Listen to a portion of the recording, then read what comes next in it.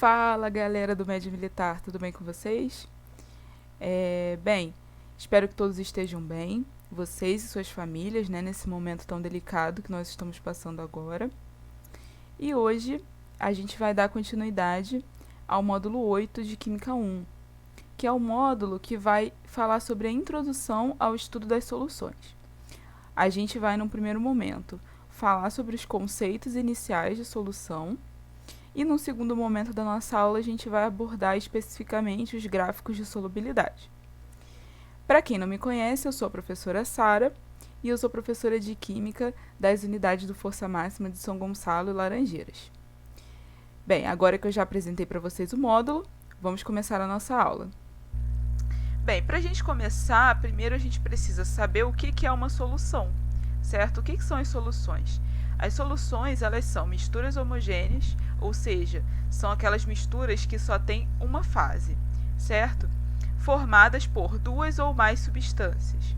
Elas são constituídas por soluto, que é a substância que se deseja dissolver, ou seja, é aquela substância que, em geral, está em menor quantidade. E o solvente, que é a substância que dissolve o soluto. Em geral, é a substância em maior quantidade, certo? Aí aqui um exemplo para vocês, ó, a gente tem um sólido azul, sulfato de cobre, tá, gente? Que é o nosso soluto. E o nosso solvente, aí então, né, no caso, o sulfato de cobre é quem? É a substância que eu desejo dissolver, por isso ele é o soluto, certo? E a gente tem a água funcionando como solvente. Por quê? Porque é a água que vai dissolver o soluto, que é o sulfato de cobre, esse sólido azul que vocês estão vendo aí. Então, quando eu misturo esse soluto com esse solvente, qual o resultado disso? O resultado disso é uma solução, certo? Só para a gente relembrar aqui, a formação de soluções é um processo físico, ou seja, a gente não tem alteração da identidade química das substâncias. A água continua sendo água, e o sulfato de cobre, no caso, né, o soluto, continua sendo soluto. A gente não muda a identidade química do soluto e do solvente quando a gente forma uma solução. Na realidade, a gente está realizando, então, um processo físico, certo? Se não tem alteração da identidade química dos participantes, então a gente tem um processo físico. É muito importante a gente frisar isso, porque isso é uma questão que costuma cair bastante no vestibular, e vocês costumam errar muito, vocês acham que a formação de solução ela é igual como se fosse uma reação química. E aí vocês colocam que é um processo químico. Não é. Na formação de solução, a identidade química dos componentes elas não se altera, não é como uma reação química. Certo, gente? Então, só para frisar mesmo, formação de soluções é processo físico, ok? Bem, agora vamos falar um pouquinho sobre o coeficiente de solubilidade, ou seja, vamos falar um pouquinho sobre a sua definição. O coeficiente de solubilidade, ele representa a capacidade máxima do soluto se dissolver em uma determinada quantidade de solvente, conforme as condições de temperatura e pressão. Ou seja, eu tenho um soluto, certo? Eu tenho um determinado soluto e eu tenho um determinado solvente. Em determinadas condições de temperatura e pressão, eu vou ter uma certa quantidade máxima que eu consigo dissolver desse soluto nesse determinado solvente. Então, o coeficiente de solubilidade, ele vai depender de alguns fatores, certo? Que a gente vai ver daqui a pouquinho. Vamos ver esse exemplo aqui, ó. O coeficiente de solubilidade do sal na água é igual a 36 gramas de NaCl por 100 gramas de água a 20 graus Celsius em 1 atm. Vamos entender o que o coeficiente de solubilidade está falando para a gente?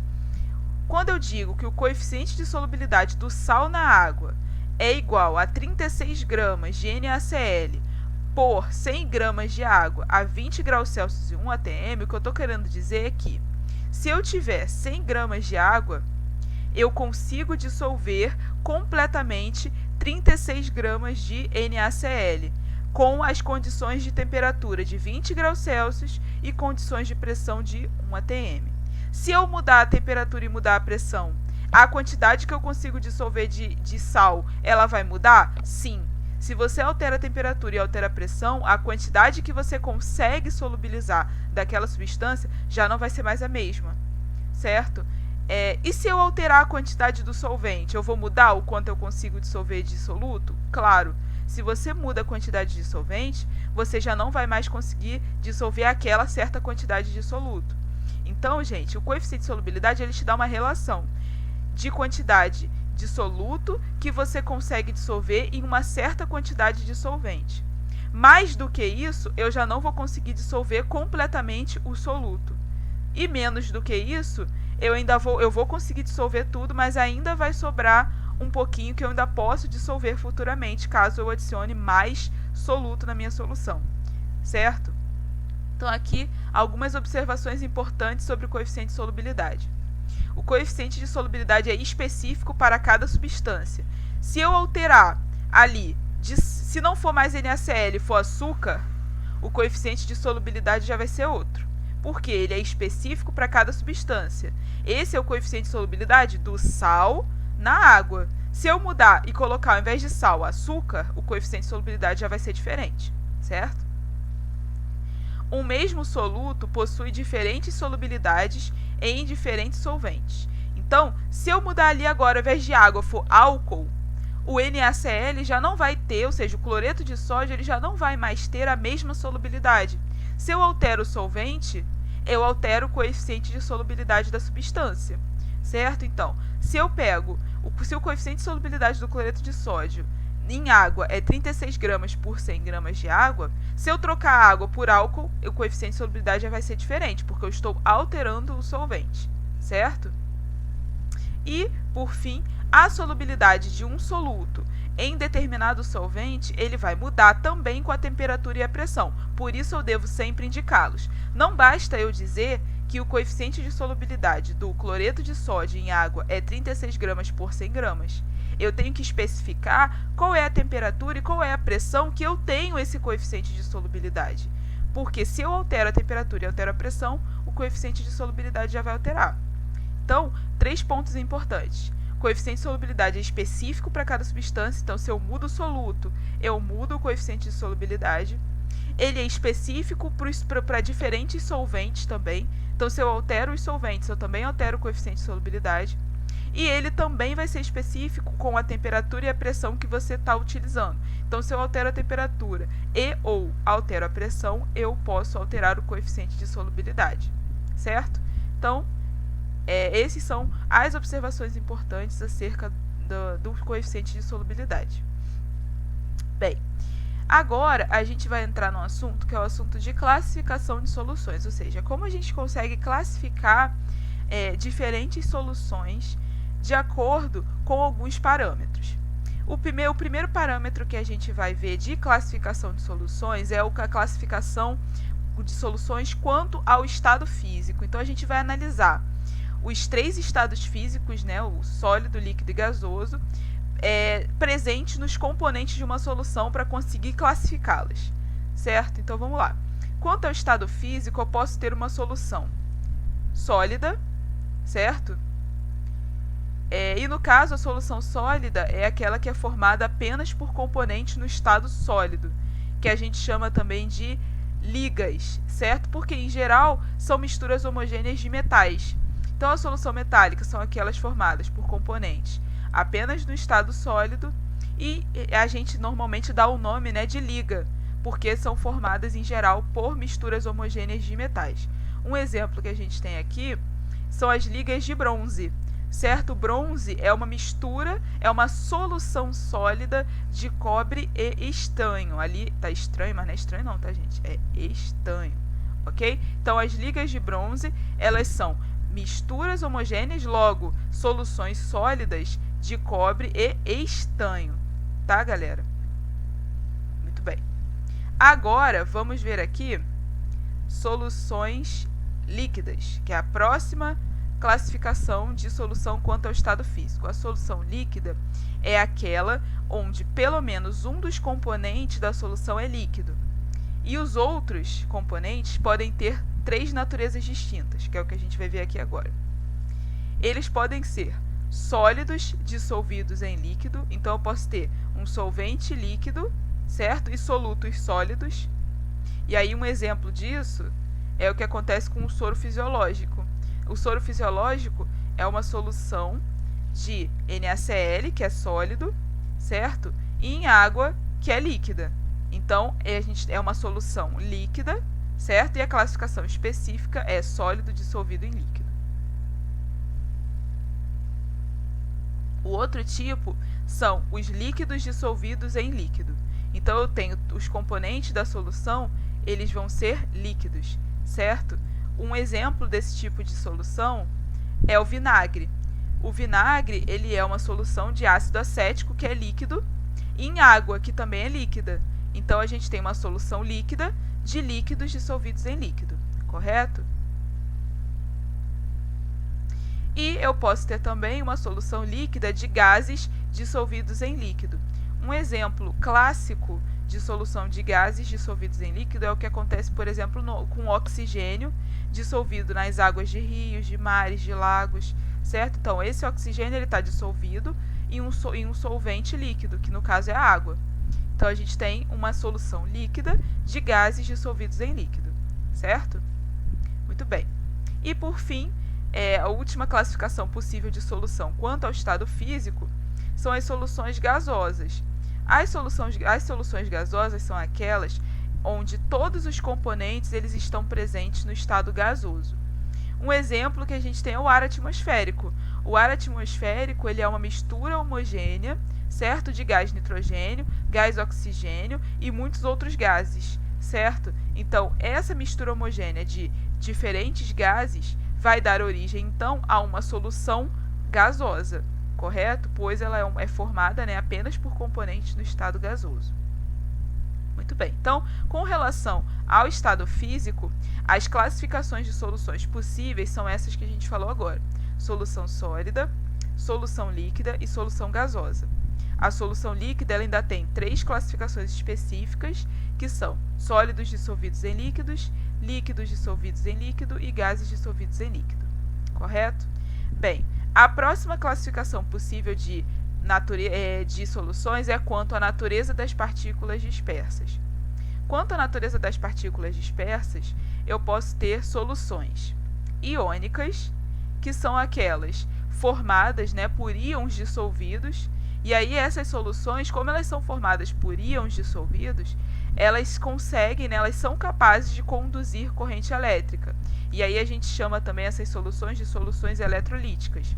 Então, soluções iônicas são aquelas que eu tenho íons dissolvidos, certo? E por eu ter íons dissolvidos, eu consigo conduzir corrente elétrica, chamando essa solução, então, de solução eletrolítica.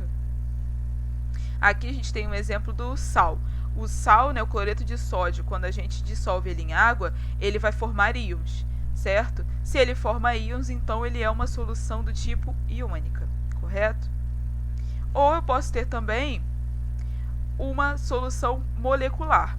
Soluções moleculares são aquelas formadas por moléculas dissolvidas e por isso não são capazes de conduzir corrente elétrica. Então, elas são soluções não eletrolíticas. Se eu não tenho íons para fazer a condução da eletricidade, então eu não consigo conduzir, logicamente vai ser uma solução não eletrolítica, porque ela não vai conseguir conduzir corrente elétrica. Um exemplo que a gente tem disso é o que acontece com o açúcar. A gente tem 1 mol de molécula de glicose, certo? Sólida, que quando a gente dissolve em água, ela simplesmente muda de sólida para aquosa. Mas ela não forma íons, ela continua sendo o quê? Uma molécula. Então, se ela continua sendo uma molécula sem formar íons, então eu tenho uma solução de natureza molecular, certo? Bem, e quanto à saturação das soluções, eu posso ter uma solução insaturada ou não saturada, que é aquela solução que eu não consigo dissolver mais, que eu posso, aliás, dissolver mais solutos, certo? Então, é aquele caso que eu falei para vocês do sal na água, lembra? A gente colocou o sal, ele tem um coeficiente de solubilidade na água a 20 graus Celsius e 1 atm de 36 gramas para 100 gramas de água. Se eu adicionar 20 gramas de sal, eu adicionei uma quantidade menor do que o coeficiente de solubilidade permite. Então, nesse caso, a solução que eu tenho é uma solução insaturada, porque eu ainda consigo dissolver mais soluto naquela temperatura e naquela pressão, certo? Porque ele ainda não atingiu o coeficiente de solubilidade. Então, soluções insaturadas são aquelas que eu ainda sou capaz de dissolver mais soluto, visto que eu ainda não atingi o coeficiente de solubilidade daquela solução, correto? Bem, a próxima classificação é a classificação de soluções saturadas. Soluções saturadas, elas são aquelas soluções que elas estão na quantidade exata do coeficiente de solubilidade. Então, no exemplo da água, se eu tenho 36 gramas de cloreto de sódio para 100 gramas de água, eu vou ter uma solução saturada se eu adicionar 36 gramas de cloreto de sódio em 100 gramas de água, certo? Porque eu estou adicionando exatamente o coeficiente de solubilidade. Então, as soluções saturadas são isso, é exatamente o coeficiente de solubilidade. Dentro de soluções saturadas, eu posso ter soluções saturadas com corpo de fundo e soluções saturadas sem corpo de fundo. Esse exemplo que eu dei para vocês, de colocar exatamente a quantidade de soluto, ocorre nas soluções saturadas sem corpo de fundo, porque eu não vou ter excesso de soluto, certo? Se eu não tenho excesso de soluto, então eu tenho uma solução saturada sem corpo de fundo. Eu tenho exatamente a quantidade de soluto que é definida pelo coeficiente de solubilidade. Se eu adiciono uma quantidade maior do que o meu coeficiente de solubilidade, o que vai acontecer? Uma parte do meu soluto não vai se dissolver. E aí, então, eu vou ter uma solução saturada com um corpo de fundo, porque eu vou ter uma parte do soluto que vai ficar depositada no fundo da minha solução, certo? E a gente chama, né, essa parte do soluto que não se dissolveu, que fica depositada no fundo da solução, a gente chama de corpo de fundo, correto? Aí aqui só um exemplinho para vocês, ó, dessa questão de solução insaturada, saturada, sem corpo de fundo, né, e saturada com corpo de fundo. Olha só, a gente está usando novamente o coeficiente de solubilidade do cloreto de sódio a 20 graus Celsius em 1 atm, que é 36 gramas por 100 gramas de água. Eu vou ter uma solução insaturada se eu adicionar 20 gramas de cloreto de sódio em 100 gramas de água. Por quê? Eu estou adicionando uma quantidade menor do que o coeficiente de solubilidade me permite. Se eu adicionar agora 36 gramas, eu estou adicionando o quê? Eu estou adicionando exatamente a quantidade do coeficiente de solubilidade. Então, eu vou dissolver completamente o meu soluto e eu vou ter uma solução o quê? Saturada, sem corpo de fundo, certo? Agora, se eu adiciono 40 gramas, mantendo a temperatura e mantendo a pressão de 20 graus e de 1 atm, o que eu vou ter agora é uma solução saturada, porque os 36 gramas eu vou dissolver totalmente, mas vai sobrar o quê? Vai sobrar 4 gramas, que é justamente a diferença do que eu adicionei para o coeficiente de solubilidade, 40 menos 36. Então, o que vai sobrar no fundo, ó, é 4 gramas de cloreto de sódio. Logo, se eu tenho sobra, eu tenho solução saturada com um corpo de fundo, que é esse sólido amarelinho aqui, ó, que são os 4 gramas de cloreto de sódio que sobrou. Ele é classificado como o meu corpo de fundo, porque foi a parte não dissolvida do soluto, correto? Então, esse aqui é um exemplinho só para vocês verem como que funciona essa questão da solução insaturada, da solução saturada sem corpo de fundo e da solução saturada com corpo de fundo, ok? E por fim, a gente tem as soluções que são as soluções supersaturadas. As soluções supersaturadas são aquelas onde eu adiciono quantidades maiores do que o coeficiente de solubilidade me permite, só que eu altero as condições físicas do sistema. Ou seja, eu adiciono uma quantidade de soluto maior do que o coeficiente de solubilidade permite, mas eu altero as condições de temperatura e pressão, permitindo que aquela quantidade extra se dissolva, né? A gente já viu que se eu mudo temperatura e mudo pressão, eu posso alterar a solubilidade do sistema. Então, o que eu faço nas soluções supersaturadas eu pego, por exemplo, a questão do cloreto de sódio. Vou voltar aqui no exemplo rapidinho para mostrar para vocês. Ó. Aqui, eu não fiquei com um corpo de fundo. O que eu posso fazer para dissolver esse corpo de fundo aqui e obter uma solução supersaturada? Eu posso alterar a temperatura e a pressão do sistema, certo? Então, se eu alterar a temperatura e a pressão do sistema, eu posso conseguir dissolver essa sobra do coeficiente de solubilidade e formar, então, uma solução supersaturada, correto? Então, para ter solução supersaturada, eu adiciono uma quantidade maior de soluto que o coeficiente de solubilidade me permite e depois eu altero as condições físicas do sistema, que é a temperatura e a pressão, para conseguir dissolver essa quantidade que ficou sobrando, certo? Então, uma solução supersaturada é uma solução bastante instável, certo? Qualquer perturbação do sistema, eu posso fazer com que aquele excesso ele precipite e volte a ser corpo de fundo, certo? Então, é importante vocês entenderem que solução saturada com corpo de fundo, ela está numa situação de temperatura e pressão estável. Se eu altero as condições do sistema, eu forço a barra para conseguir dissolver aquele corpo de fundo, o que eu vou obter é uma solução supersaturada, que são soluções instáveis. Então, qualquer perturbação que eu tiver no meio, ou seja, qualquer perturbação que eu tiver naquela solução supersaturada, eu posso fazer com que aquele excesso precipite e eu volte a ter uma solução saturada com corpo de fundo, certo? Bem, continuando então aqui o nosso assunto, agora a gente vai falar um pouquinho sobre as curvas de solubilidade. Então, as curvas de solubilidade, elas são gráficos que mostram como a solubilidade de uma substância ela varia em função da temperatura. A gente já viu que o coeficiente de solubilidade ele pode mudar de acordo com a temperatura, certo? Então, o que esse gráfico ele vai me dizer? Ó, eu vou ter no eixo Y o coeficiente de solubilidade, ou seja, eu vou ter a solubilidade daquela substância em gramas por 100 gramas de água.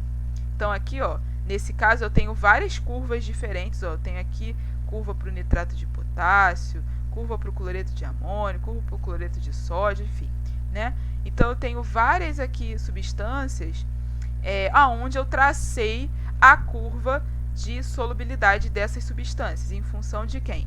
Em função da solubilidade, representada pelo coeficiente de solubilidade no eixo Y, e em função da temperatura, que vai ser encontrada, né, no eixo X desse gráfico. Então, um gráfico de curva de solubilidade, ele sempre vai ter a solubilidade ou o coeficiente de solubilidade no eixo Y e a temperatura no eixo X. E a curva, ela vai me mostrar como que a solubilidade daquela substância, ela muda com o aumento da temperatura, certo? Aqui, ó, eu estou aumentando a temperatura e observando como que a solubilidade daquela substância mudou. Se ela aumentou, se ela diminuiu, isso tudo a gente vai conseguir saber observando as curvas de solubilidade. Bem, primeira coisa importante em relação à curva de solubilidade é como a gente faz para determinar o coeficiente de solubilidade com a curva de solubilidade.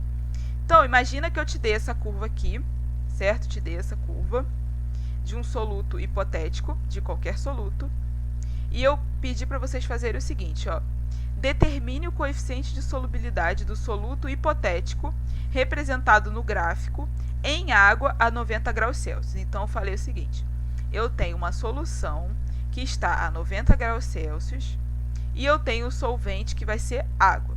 Eu quero que vocês me digam o coeficiente de solubilidade desse soluto, que está nessa curva aqui, a 90 graus Celsius, certo?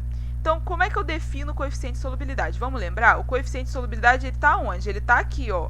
Ele está no eixo Y. E onde é que está a temperatura? A temperatura está no eixo X. Então, a primeira coisa que eu tenho que fazer é encontrar aqui no eixo X aonde está a temperatura de 90 graus, que é a temperatura que eu disse no problema. Bem, a temperatura de 90 graus, ela está aqui, ó, entre o 80 e o 100. Nesse pontinho aqui, ó, estão vendo? Então, aqui, ó, aqui está o meu 90 graus. O que eu faço agora?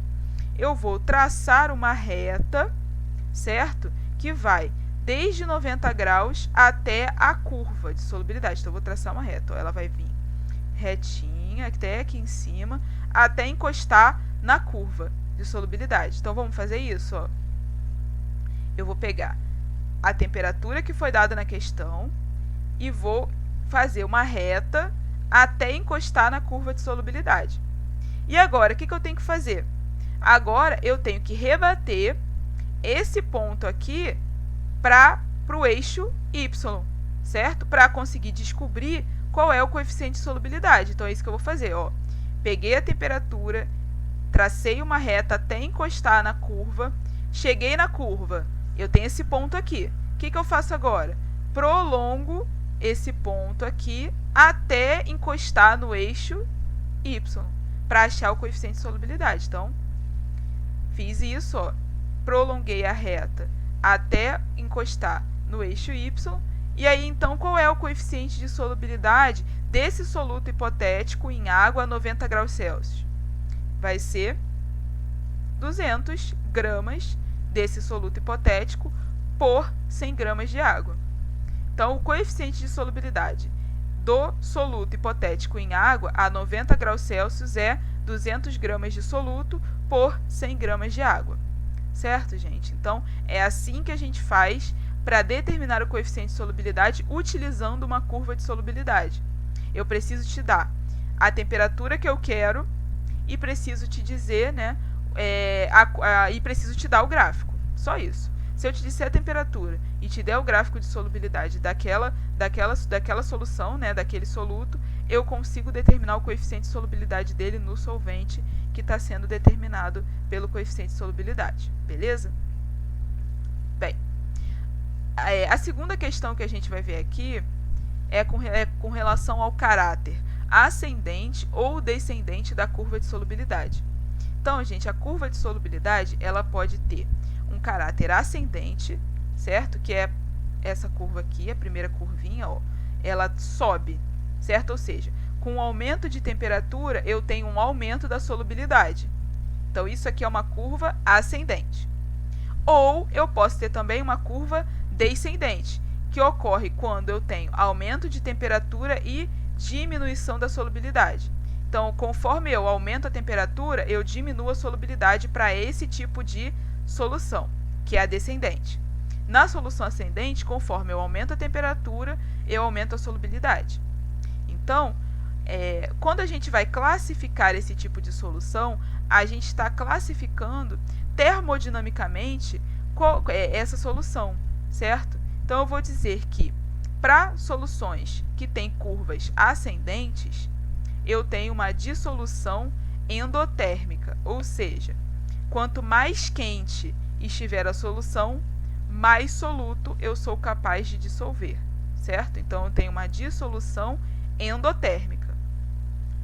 Se eu tenho uma curva descendente, então eu digo que essa dissolução ela é exotérmica, ou seja, quanto mais quente estiver a minha solução, menos soluto eu vou conseguir dissolver. Ou, quanto mais fria estiver a minha solução, mais soluto eu sou capaz de dissolver, certo? Então, curva ascendente, dissolução endotérmica, por quê? Porque eu consigo dissolver mais soluto com um aumento de temperatura.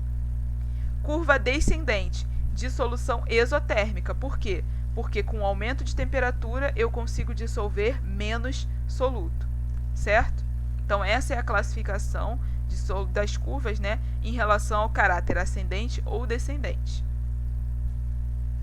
O outro ponto importante aqui são as curvas que têm inflexões. Vamos analisar essa curva de solubilidade do sulfato de sódio. O que eu tenho no início? Olha só. No início, eu percebo que eu tenho aqui um aumento de solubilidade com um aumento de temperatura. Por quê? Porque eu tenho uma curva ascendente. Então, nesse primeiro momento aqui, ó, eu tenho uma curva ascendente. Por quê? Porque até 32 graus, que é esse ponto aqui, eu tenho na estrutura do sulfato de sódio moléculas de água, que a gente chama de água de cristalização. Tá vendo essas 10 moléculas de água aqui? Essas 10 moléculas de água, elas fazem parte da estrutura cristalina desse sal, que é o sulfato de sódio. Então, por que num primeiro momento eu tenho um aumento de solubilidade com um aumento de temperatura? Em função dessas moléculas de água que eu tenho aqui na estrutura desse sal. Beleza. Só que o que acontece quando eu atinjo 32 graus Celsius? Ó, atingiu 32 graus. A minha curva mudou. Agora, a minha curva ela não é mais ascendente. Ela passou a ser o quê? Descendente. E o sulfato de sódio ele perdeu aquelas 10 águas que ele tinha na estrutura. Então, o que aconteceu? Após 32 graus, as moléculas de água da estrutura do sal, elas são perdidas com o aumento de temperatura. E aí, então, eu observo uma diminuição da solubilidade. Então, olha só, eu tinha, no início, um sal que possuía água na estrutura, ou seja, água de cristalização. Nesse primeiro momento, eu tenho um aumento da solubilidade com o aumento da temperatura. Então, eu tenho uma curva ascendente. Atingi 32 graus. O que aconteceu depois dos 32 graus? Essas moléculas de água aqui, elas são perdidas. E aí, então, eu tenho uma mudança do comportamento da curva. Agora, a curva ela passou a ser descendente, ou seja, eu tenho uma diminuição da solubilidade com o aumento da temperatura. Logo, o que eu tenho aqui, ó, nesse encontro dessa mudança de curva ascendente para curva descendente? Eu tenho a chamada inflexão. Então, sempre que eu tiver essa mudança, né, de caráter da curva, ou seja, a curva antes era ascendente, passou a ser descendente, ou o contrário, a curva era descendente e passou a ser ascendente, esse ponto de mudança de comportamento da curva a gente chama de inflexão, certo? E a inflexão ela vai acontecer em substâncias que sofrem modificações em sua estrutura com a mudança de temperatura. Foi exatamente o que aconteceu com o sulfato de sódio. Ele tinha 10 moléculas de água na sua estrutura e em um determinado momento, com a temperatura, ele perde aquelas moléculas de água. E aí o seu comportamento, então, de solubilidade começa a mudar, certo? Então, esse tipo de curva com inflexão é comum em substâncias que sofrem modificações em sua estrutura conforme a mudança de temperatura, certo? Bem, agora a gente vai classificar a solução quanto à sua saturação por meio de uma curva de solubilidade. Então, eu tenho uma curva de solubilidade e eu vou ter pontos diferentes nessa curva. Dependendo do ponto que eu tiver escolhido nessa curva, eu posso ter uma solução insaturada, uma solução saturada ou uma solução supersaturada, correto? Então, vamos observar aqui, ó. Vamos ver esses pontos aqui. Vamos ver primeiro qual é a temperatura que eu estou analisando. Ó, eu estou na temperatura de 60 graus. Então, os 3 pontos que eu escolhi aqui, eles estão na mesma temperatura, que é 60 graus, correto? E a gente já viu que essa curva aqui, ela é gerada em função de quem? Em função do coeficiente de solubilidade. Então, qualquer ponto que tiver em cima da curva vai ser um ponto onde eu tenho a quantidade de soluto exata do coeficiente de solubilidade. Então, qualquer pontinho que eu pegar em cima dessa curva aqui, ó, em cima da curva de solubilidade, eu vou ter a quantidade de soluto exata em relação ao coeficiente de solubilidade. Se eu tenho a quantidade de soluto exata em relação ao coeficiente de solubilidade, então eu tenho uma solução o quê? Eu tenho uma solução saturada, certo? Então, pontos em cima da curva são soluções saturadas. Então, essa solução 2 aqui, ó, que está nesse ponto aqui, como é um ponto que está em cima da curva, eu vou chamar de solução saturada. Agora, vamos ver o ponto 1. O ponto 1, ele está com uma quantidade de soluto, ó, que é maior do que o coeficiente de solubilidade permite. O coeficiente de solubilidade, como é o ponto que está em cima da curva, ele é um pouquinho maior do que 100, certo? Esse mais ou menos 100 gramas por 100 gramas de água. Aqui, ó, eu estou com mais de 150, certo? Então, eu estou com uma quantidade de soluto bem maior do que o coeficiente de solubilidade permite. Se eu estou com uma quantidade de soluto maior do que o coeficiente de solubilidade permite, então eu tenho uma solução supersaturada. Então, para pontos acima da curva de solubilidade, eu vou ter uma solução supersaturada. Então, qualquer ponto que eu escrever aqui em cima da curva, eu vou ter uma solução supersaturada. Por quê? porque eu vou ter quantidades de soluto que estão maiores do que o coeficiente de solubilidade permite, que é a curva, correto? Agora vamos analisar o 3. O coeficiente de solubilidade, eu já falei, né, que é todos os pontos que estão aqui em cima da curva. Então, o coeficiente de solubilidade para 60 graus, que é a temperatura que a gente está analisando, é um pouquinho maior do que 100, certo? Eu vejo aqui, ó, no eixo Y. Ok. No ponto 3, eu estou com uma quantidade de soluto de 50 gramas, ou seja, eu estou com uma quantidade de soluto menor do que o coeficiente de solubilidade permite. Se eu estou com uma quantidade de soluto menor do que o coeficiente de solubilidade permite, logo eu tenho uma solução insaturada, correto? Então, qualquer ponto que estiver abaixo da curva, eu vou ter uma solução insaturada. Com isso, a gente já pode, então, definir da seguinte forma. Solução saturada são os valores que estão sobre a curva. Então, qualquer valor que tiver sobre a curva é de solução saturada. Solução supersaturada são os valores que estão acima da curva. Então, qualquer valor aqui acima da curva, eu tenho uma solução supersaturada. E solução insaturada são os valores que estão abaixo da curva. Então, qualquer valor aqui, qualquer ponto que eu tiver abaixo da curva, eu vou ter uma solução insaturada, certo?